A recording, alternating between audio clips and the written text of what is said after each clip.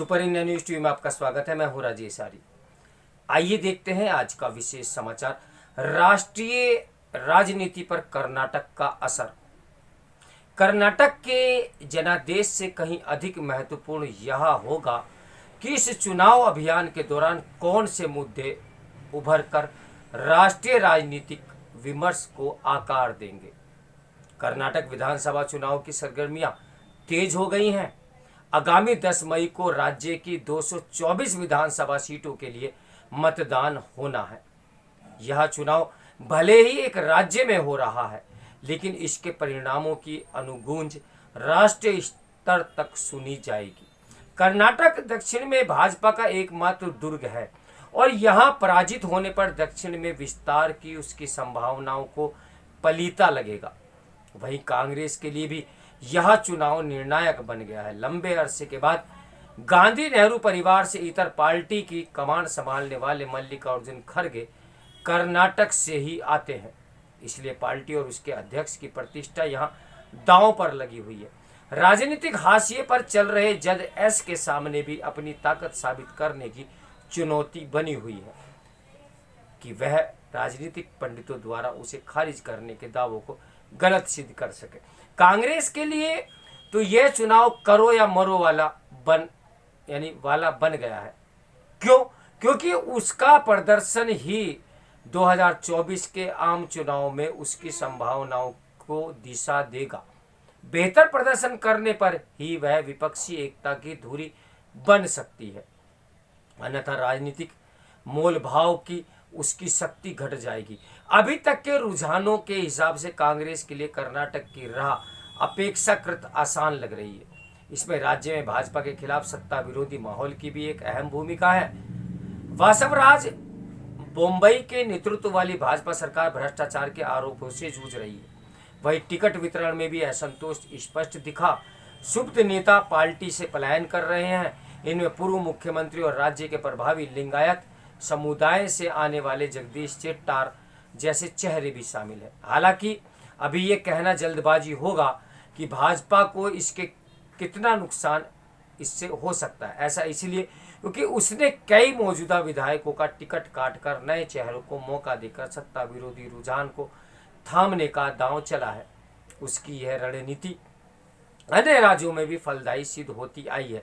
जहां तक लिंगायत समुदाय की बात है तो पूर्व मुख्यमंत्री बीएस येदियुरप्पा अभी भी इस तबके के सबसे बड़े और व्यापक स्वीकार्यता वाले नेता माने जाते हैं। कांग्रेस में सतही तौर पर तो सब ठीक लग रहा है, लेकिन पूर्व मुख्यमंत्री सिद्धरमैया और पार्टी की प्रदेश इकाई के मुखिया डी.के. शिव कुमार के बीच खटपट किसी से छिपी नहीं है।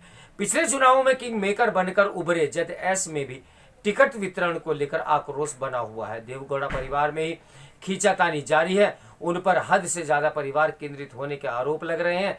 देखा जाए तो तीनों ही दल किसी न किसी तरह की मुश्किलों से जूझ रहे हैं। कर्नाटक की विखंडित राजनीति को देखते हुए यहाँ सत्ता के लक्ष्य पर निशाना लगाना आसान नहीं है। राज्य की राजनीति में ये विघटन न केवल क्षेत्रीय आधार पर बल्कि सामाजिक स्तर पर भी दिखता है।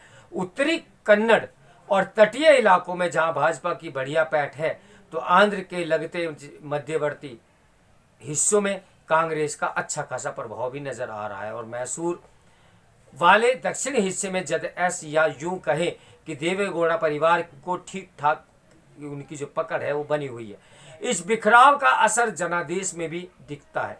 यही कारण है कि पिछले 20 वर्षों में कर्नाटक में किसी पार्टी को पूर्ण बहुमत वाली सरकार सिर्फ एक बार बनी।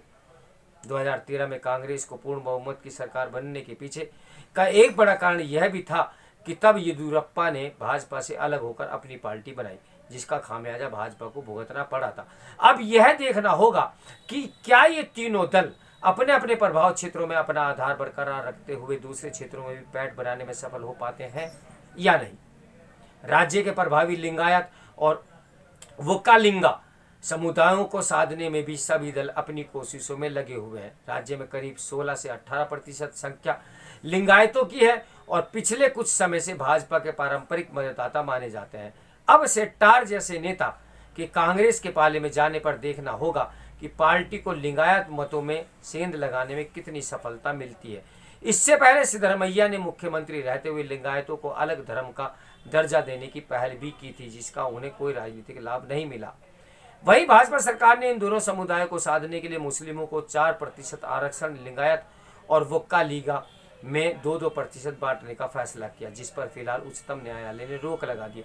भाजपा ने इस बार पहले से कहीं अधिक वक्कालिंगा प्रत्याशियां भी उतारे हैं।